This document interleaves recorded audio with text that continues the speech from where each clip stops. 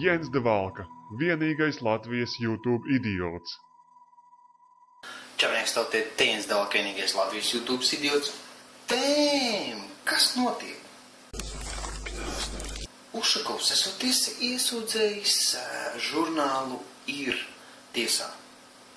Jo redz, viņa aizskārusi frāze Ušakova kleptokrātu Rīgas doma. Pēc viņa domām tā ir nodarījusi viņam kaitējumu godam un cieņai vismaz pa 10 000 latu. Bļed, atkal Bagdānava. Paskatīsimies uz Nilu Ušakova darbiem, jeb viņa ignoranci un tā tālāk. Par pilnvarojumu parakstīt Eiropas pilsētu mēru paktu. Kas tas ir? Ko viņi zina? Ņem tad Google Ušakovs. Ņemot vērā situāciju ar budžetu, ņemsim pilnu summu. Tas ir vairāk nekā doma tērē sociālajiem pabalstiem gadu laikā. Ņemsim aizdomu ar pieticīgām procentu likmēm sakarā ar Dienvidu tiltu. Ušakovs sāk draudzēties ar slāviem. Ušakova rīcībā nav ziņu, ka no Rīgas namiem aizplūduši 4,8 miljonu latu. Skandāls Rīgas namos. Policija aiztur Kavacu no partijas, izslēgs gan viņu, gan Ludvigu. Nav kleptokrāti. Ušakovs referendumā atbalstīs krievu valodu kā otru valsts valodu. Nāvi okupantiem, bet tas ir cits jautājums. Tad sāksim ar to. Vai tev, Ušakova kungs, ir gods un cieņa?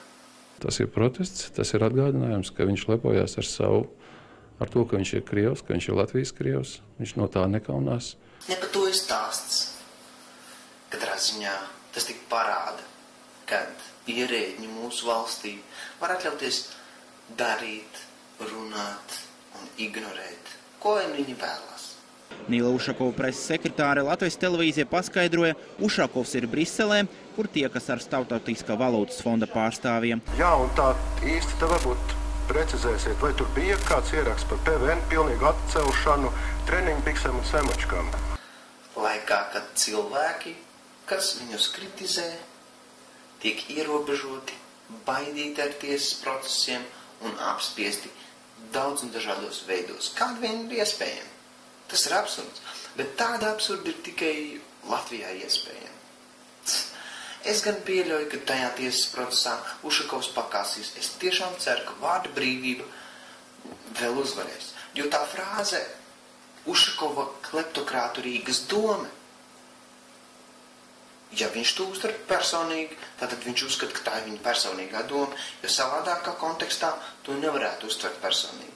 Ušakova kleptokrāta Rīgas doma manā uztverē tas ir viņu vadītā kleptokrāta Rīgas doma, ko parāda Rīgas namu skandāli, ko parāda Dienvidu tilts. Tādā valstī kā Latvija, tik dārsks tilts, tik bezsakarīgi gaismas pils.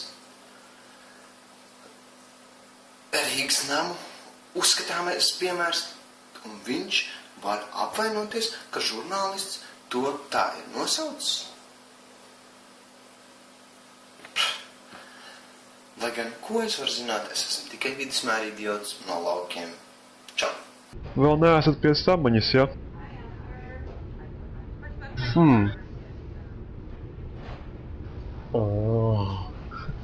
Ko jūs darat? Ups! Man ļoti žēl, bet jūsu sieva nomira operācijas laikā.